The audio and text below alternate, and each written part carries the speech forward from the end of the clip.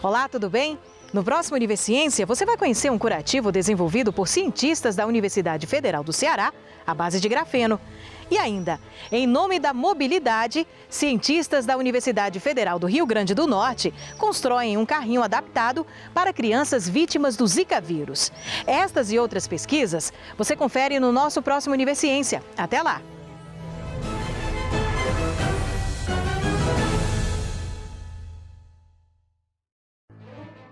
Olá, a partir de agora você acompanha mais um Univerciência. Esse programa que é fruto de uma parceria entre TVs e instituições públicas de ensino superior nordestinas. Aqui temos a oportunidade de conhecer as produções científicas do Nordeste brasileiro. Confira algumas das pesquisas de hoje.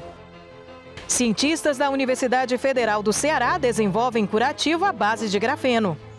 Uma rede comunitária de alta velocidade entre várias instituições de ensino está unindo pesquisadores na Bahia. E ainda, em nome da mobilidade, cientistas da Universidade Federal do Rio Grande do Norte constroem um carrinho adaptado para crianças vítimas do Zika vírus.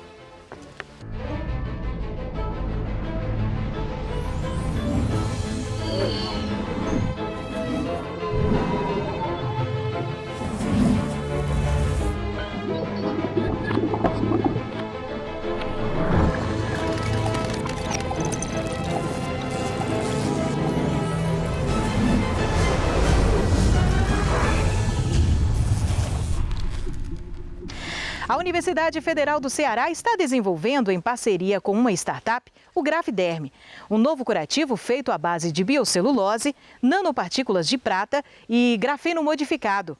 O estudo é uma das 10 pesquisas brasileiras contempladas na chamada publicação do CNPq e do Ministério da Ciência e Tecnologia e Inovações. O produto inovador está sendo testado. E os resultados mostram que a combinação dos componentes, além de proteger, também é capaz de tratar ferimentos de difícil cicatrização.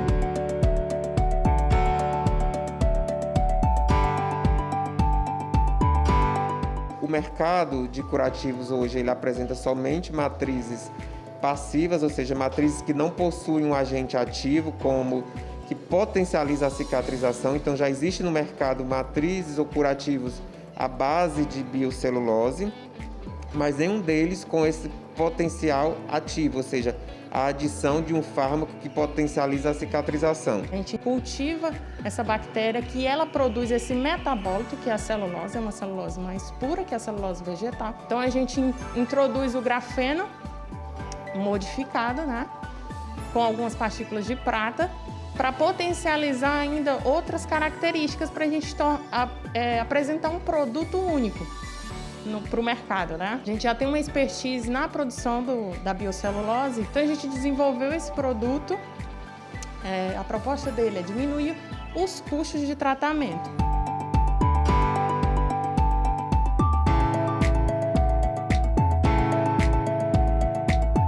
Esse material ele é hidrofílico, ele tem essa capacidade de absorver aquele líquido chamado exudado, que é provocado justamente por processos biológicos que acontecem para a regeneração do corpo normalmente. Aquele líquido é para favorecer esses processos, certo? Só que no que tem esse excesso de líquido, isso favorece também micro-organismos, né? Então, o que é que o nosso curativo vai fazer? Ele vai tirar esse excesso, ele vai remover. Nos testes que a gente fez, a gente consegue fazer uma remoção até de 98% desse exudado por ferida, até em 2 dias. Ele reduz a inflamação, evita a proliferação bacteriana, tanto pelos componentes do grafeno e da prata, né, corada, como também ele não adere à ferida, à pele, para que o paciente sofra depois, né, tenha uma dor, cause algum dano, prejuízo e torne o tratamento mais dolorido, mais estressante para o paciente.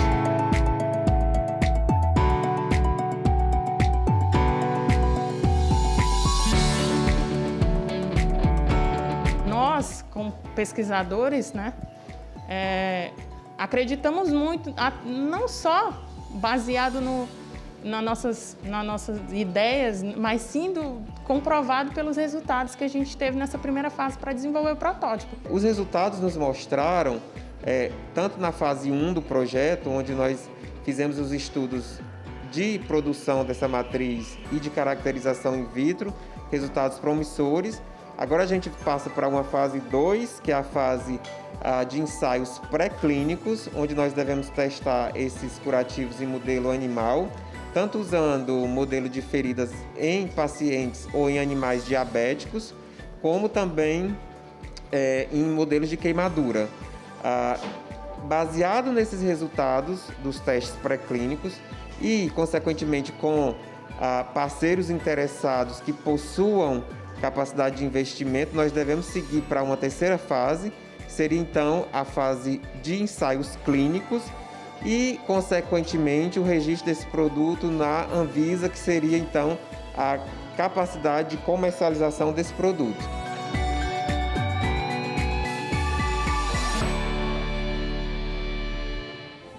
E daqui a pouco, em nome da mobilidade, cientistas da Universidade Federal do Rio Grande do Norte constroem um carrinho adaptado para crianças vítimas do Zika vírus. É depois do intervalo.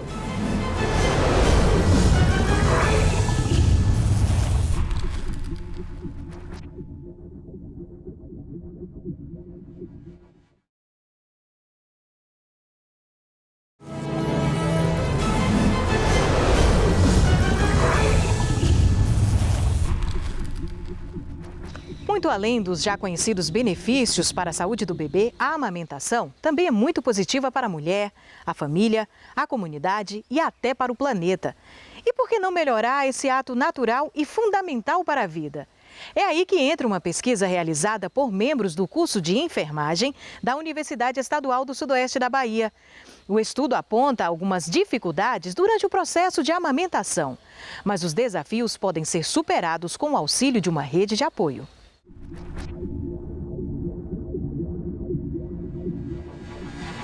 Nós desenvolvemos diversas atividades aqui na cidade de Jequié. Nós vamos para hospitais, unidades básicas de saúde, grupos de gestantes. Nós desenvolvemos encontros, seminários, cursos sobre aleitamento materno. E durante essa realização dessas atividades, nós percebemos que, mesmo nos dias atuais e com todas as políticas de aleitamento materno e que elas são fortes aqui no Brasil, as mulheres continuam enfrentando dificuldades para amamentar. Então, a realização dessa pesquisa veio para, de uma certa forma, também pela nossa percepção diante dessa situação, e também porque é muito importante que a gente conheça quais são as dificuldades dessas mulheres em amamentar, para nós, enquanto profissionais de saúde, podermos prestar nossa assistência, nosso cuidado a partir daquelas dificuldades ou a partir do conhecimento ou a partir do significado que tem a amamentação para aquela mulher, né? E aí eu coloco também, a gente não trabalha só com a mulher, mas a gente trabalha também com o companheiro, com a família, e nessa família nós trabalhamos com as avós, com os amigos, com os vizinhos, que essas pessoas, elas são rede de apoio importante para essa mulher que amamenta.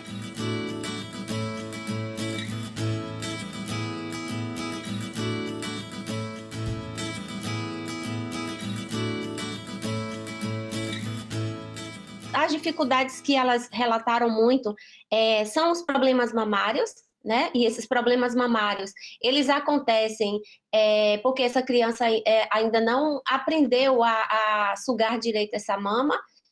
Às vezes a mãe precisa posicionar melhor essa criança, e aí esse neném vai pegar melhor na parte da mama, né? Que ela vai pegar não só o mamilo, mas uma boa parte dessa areola. Então, esses problemas mamários, quais são eles, né? O engurgitamento mamário, pode ter casos de rachaduras, fissuras, machucar essa mama, essa mulher vai sentir dor. O outro pode ter mastite também, até chegar essa mulher apresentar um abscesso nessa mama. E todos esses problemas, eles podem ser evitados, né? Se nós cuidarmos dessa mulher, se nós orientarmos sobre o posicionamento e a pega. Uma outra preocupação dessas mulheres foi a questão de não ter o leite. Então, elas acham que elas não tinham leite e, por outro lado, elas queixaram também da questão da criança estar chorando por conta dessa... que na cabeça delas, né, ou não tinham leite, ou esse leite estava fraco. E, na verdade, isso aí são mitos, né, que nós temos que desmistificar na nossa comunidade, na nossa sociedade, né? Uma outra coisa que elas colocaram é a questão do cansaço. E a gente sabe que, de fato, amamentar não é fácil, e amamentar sobrecarrega, assim, essa mulher. Daí, por que essa mulher tem essa necessidade de ter essa rede de apoio, né? Para poder dar suporte a ela para amamentar essa criança.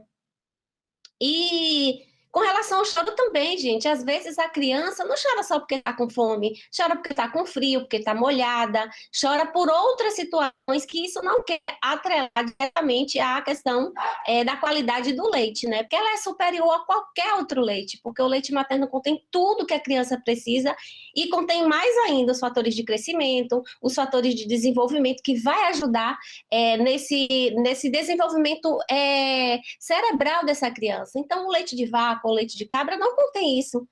Quem vai conter todos esses nutrientes e tem muito mais é o leite materno.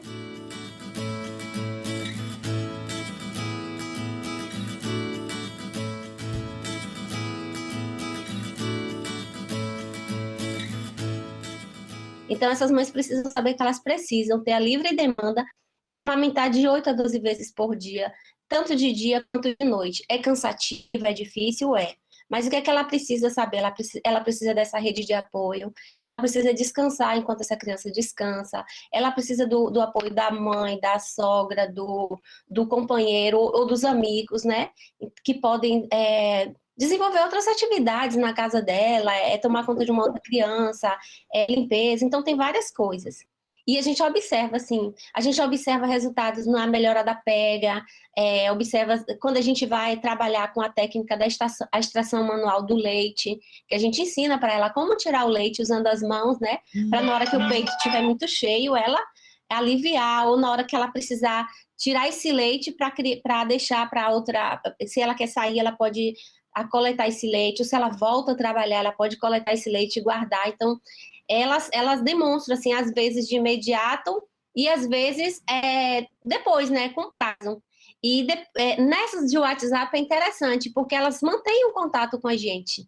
E nesse contato a gente verifica que essas mulheres, elas, de fato, elas agradecem, elas se colocam, elas aprendem muito. Então, a gente tem, sim, respostas. Então, as pesquisas ajudam a gente a compreender como esse grupo de mães está amamentando e também nos ajuda a perceber o nosso cuidado mesmo, né? Sabe aqueles carrinhos de brinquedos que as crianças adoram? Na Universidade Federal do Rio Grande do Norte, um grupo de pesquisadores realiza um projeto adaptando esses carrinhos de forma a dar mais qualidade de vida e estímulo para crianças com deficiência em consequência do Zika vírus.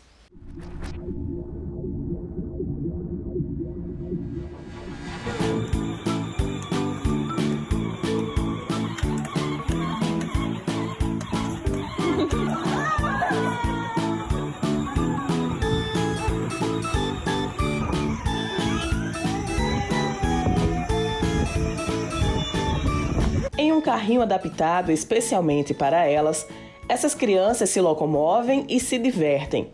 Esse grupo participa do projeto Go Zika Go, coordenado pela Faculdade de Ciências da Saúde do Trairi, da UFRN. Essas crianças nasceram com a chamada Síndrome de Zika congênita e apresentam deficiência motora grave. A síndrome se tornou uma preocupação global após o surto do Zika vírus em 2015, que trouxe os holofotes da saúde mundial para o Brasil, especialmente para o Nordeste brasileiro. O Go Zika Go ele surgiu com uma necessidade prática, né, do nosso serviço enquanto clínica escola da UFRN Campus Facisa, quando no início do surto e as crianças começaram, né, após o período de internação, né, do nascimento, serem encaminhadas para o serviço de reabilitação, então a gente ficou responsável por acompanhar as crianças dessa região de saúde do Trairi. Então, desde o início existia uma preocupação muito grande de fornecer o melhor cuidado e reabilitação, né, para essas famílias, baseado na evidência mais disponível, um serviço centrado na família. O nosso serviço já estava com essa preocupação de envolver as famílias no cuidado. E aí começamos com o serviço de estimulação precoce, porque é o que é preconizado pelo Ministério da Saúde até os 3 anos. E essas crianças foram crescendo e as necessidades elas vão mudando. A mobilidade é um direito humano. A reabilitação ela precisa trabalhar nesse sentido. Para crianças que têm um comprometimento motor muito grande, muito severo, como são as nossas crianças com Zika, na verdade a gente precisou pensar em estratégias de mobilidade. O trabalho brasileiro é inspirado no projeto Go Baby Go da Universidade de Delaware, nos Estados Unidos, que tem como objetivo promover a mobilidade motorizada através da adaptação de carros de brinquedo. A gente começou a pensar em estratégias que fossem mais centradas nos modelos atuais de reabilitação para as crianças com Zika. Nosso principal objetivo é conseguir fazer algumas adaptações, tanto da parte mecânica, como por exemplo a altura do volante, como adaptações elétricas para fazer com que, por exemplo, com simples toque o carrinho consiga andar. E também na parte da cadeira, dar mais suporte para a criança, enfim, para que ela possa ficar segura, se sentir segura e possa usufruir dessa tecnologia, desse carrinho, com total segurança e praticidade também para ela. Fazemos alguns testes, essas crianças ficam no carrinho, nós fazemos as medições para adaptar individualmente. Esses materiais utilizados são materiais simples e de baixo custo.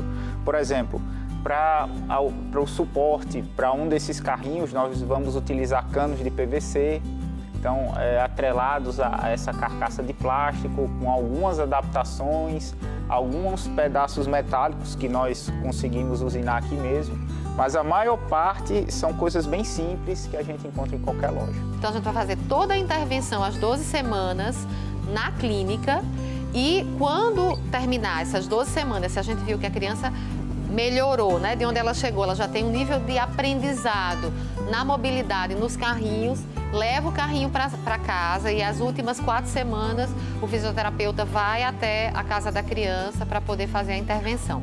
E aí, quando a gente reavalia a criança, ela está apta realmente para a mobilidade motorizada, essas famílias elas recebem o carrinho para ficarem utilizando com a criança em casa, na comunidade, onde ela quiser. Na verdade, a gente quer que use o tempo inteiro.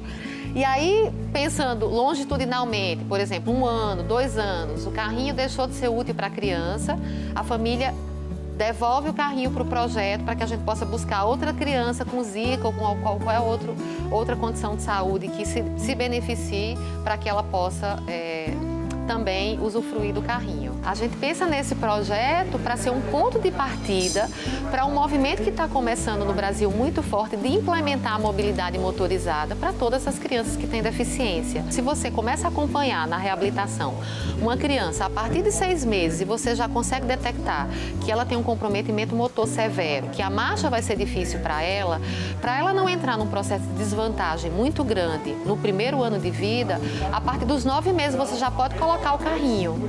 E aí, aos 9 meses, você já começa a ensinar e essas crianças aprendem a se movimentar de uma forma independente no carrinho motorizado. E aí, ela vai ter as mesmas oportunidades, né? Enquanto o coleguinha dela de 1 ano está correndo, ela está correndo no carrinho. Então, ela participa. Então, ela não se sente diferente nesse processo de brincar e de participar das atividades na escola, né, na creche, na comunidade. Para essas crianças, eu acho que o que vai proporcionar, o que a gente também objetiva aqui, é a participação delas, né? A participação delas na comunidade, em casa, na escola, onde elas estiverem, né? Essa participação delas, né? Esse envolvimento, essa felicidade, essa alegria que tem ocorrido essa mudança dentro da saúde, né? Não só olhar para dentro da estrutura e função do corpo, mas sim voltar para a participação, para o ambiente dessas crianças. Como faz para ele andar? Mostra para todo mundo. Veja em instantes, cientistas desenvolvem uma rede de alta velocidade que integra diversas instituições de ensino superior. A gente volta já já.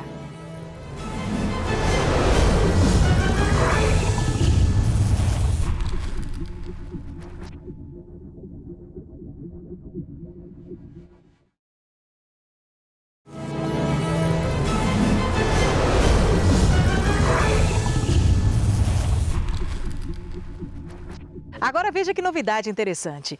Uma iniciativa busca interligar as instituições de ensino superior públicas do sudoeste da Bahia e a Rede Nacional de Ensino e Pesquisa. Mais do que internet rápida, a iniciativa provê a infraestrutura de serviços de comunicação para os grupos de pesquisa, promovendo a integração e a conectividade, disseminando atividades de pesquisa e desenvolvimento das instituições participantes.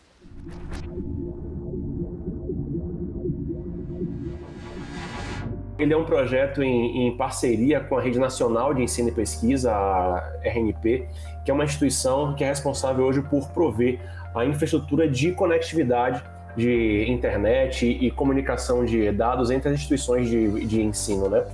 E então, assim, existe um projeto na RNP que é a criação de redes metropolitanas, né? Essas redes, elas possuem dois comitês, um comitê técnico e um comitê gestor. Eu faço parte do comitê gestor dessa rede. E então essa rede, no final das contas, ela é a criação de uma infraestrutura para, em cada localidade, criar uma rede de alta velocidade para comunicar as instituições locais. No nosso caso, da realidade de Vitória da Conquista, a gente está tendo uma comunicação em alta velocidade entre o IFBA, a UFBA e a UESB, né? E aí essa comunicação, nesse caso, um grande desafio nosso e que eu venho tentado buscar é trazer para a comunidade, né, de pesquisa formas de explorar, porque muitas vezes o pessoal pensa que é só uma rede de computadores. A ideia é justamente mostrar para a comunidade o que eu venho tentando divulgar. Não é rede por rede, não é só, então, como eu dizia, uma interconexão de alta velocidade só para ter internet mais veloz, né? A intenção que a gente quer trazer é mostrar para os pesquisadores que pesquisadores de diferentes instituições, seja no nosso escopo local, IFBA, UFBA, UESB, podem realizar pesquisas entre si, né? Assim como podem também realizar com outras redes, como, por exemplo, das diversas instituições que estão em Salvador também. Então, muitas vezes, tem pesquisadores que têm suas pesquisas comprometidas ou alguns níveis de dificuldade em algumas interações de troca de dados, de informações, que uma rede de alta velocidade pode permitir. Eu vou trazer como exemplo um projeto, que é o projeto da rede RUT, né? Que é uma rede nacional para a medicina, né? Então, na RUT, a ideia é que a gente explore justamente essa infraestrutura aí para que se criam, por exemplo, uma das intenções dela é promover o surgimento de novas aplicações e ferramentas que venham a explorar os mecanismos inovadores de educação em saúde, por exemplo, na colaboração à distância para um pré-diagnóstico ou na avaliação remota de dados de atendimento médico, coisa que não seria possível se a gente tivesse rede de baixa velocidade, rede sem estabilidade. Então, hoje, essa rede ela nasce com 4 atores, né? A Prefeitura de Vitória da Conquista, o IFBA, a UFBA e a UESB, né? E, claro, a RNP. A intenção é que isso expanda para outros entes também, mas seria numa segunda fase. Na hora que a gente estiver com a rede pronta, entregue, por exemplo, o curso de medicina da UESB, da UFBA, poderão estar integrados também nessa rede e fazer uso dessa rede universitária de telemedicina, que é a RUT, né? As possibilidades são inúmeras, né? Então, acho que se a comunidade trabalhar nisso para fazer bom uso, eu acho que a gente expande em muito esse horizonte que seria de apenas uma internet de alta velocidade, mas sim explorar todo o potencial dessa rede.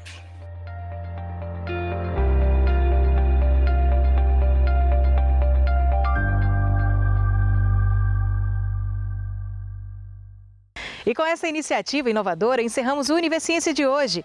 O nosso encontro marcado é na próxima semana, com novas pesquisas científicas para você conhecer. Tchau, tchau e até lá!